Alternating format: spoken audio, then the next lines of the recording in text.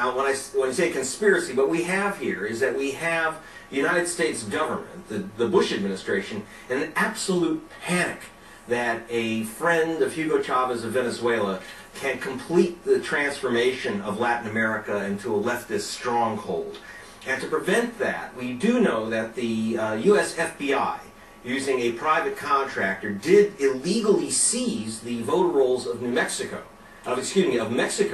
And the result is very much like the use of voter rolls in the United States illegally by the same corporation, by the way, the same contractor, to exclude voters from the voter rolls and thereby affect the election for Felipe Calderon.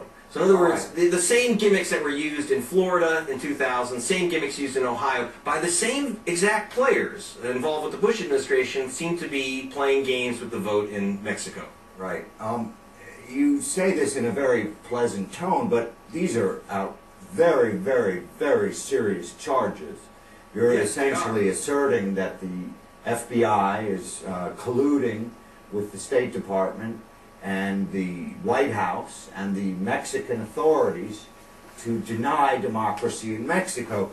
Yet in your own article today, I think you say it is, of course, impossible to know if the FBI did any of this. Well, I think it's very important for you to tell our viewers what you know and what you're speculating about. Okay.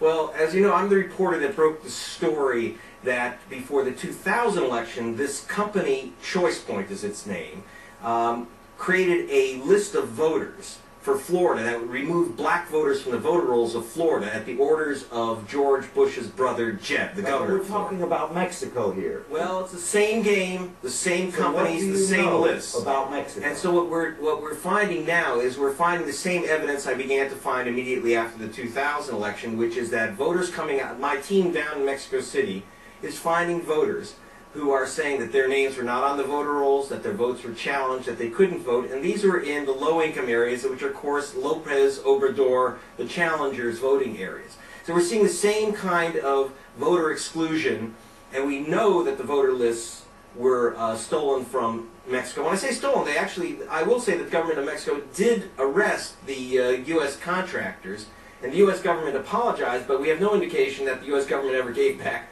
their copies of the lists.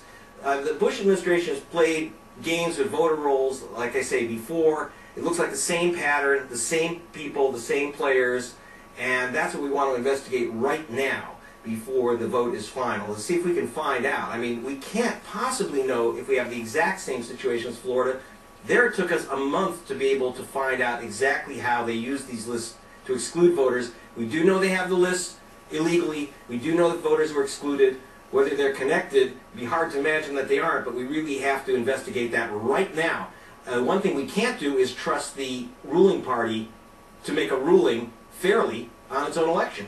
Well, I think everyone accepts the idea that these things need to be investigated, and I certainly would be the last one to, as a well-known Democrat, to suggest that the Florida election went fairly. I never thought it did then, and I still don't now. But or Ohio, for that matter. But that's a very different thing than accusing the Bush administration of interfering so heavily and so dramatically in a free and fair election in Mexico, which would have dramatic and profound consequences for the United States if it were proved to be true. And so I ask you again, sir, are these things that you want to see investigated because you have concerns, or are you making this charge now?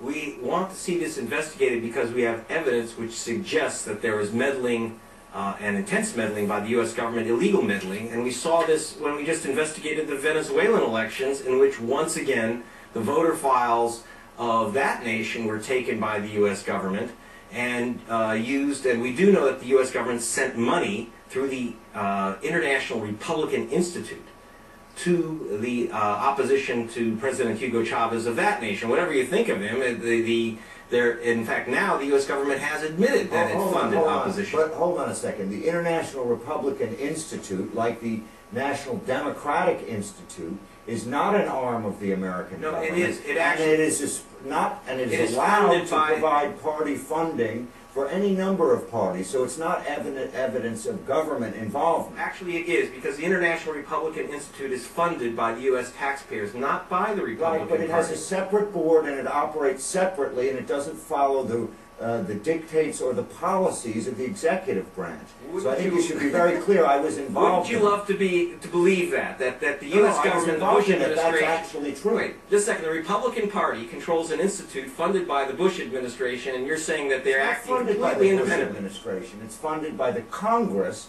and it's a separate board makes decisions on how they can operate for party funding across the board around the world, as does the National Democratic Institute. So before you throw around that this is all one big Republican Party, I think you should understand the structure of the International Republican Institute. Well, I understand the structure of the International Republican Institute, and one of the questions that arises, since it is against the law in the United States to take money from foreign powers for electioneering purposes, and that we know happened in Venezuela with U.S. government basically violating rules that would get Venezuela in trouble if it did the same thing in the U.S.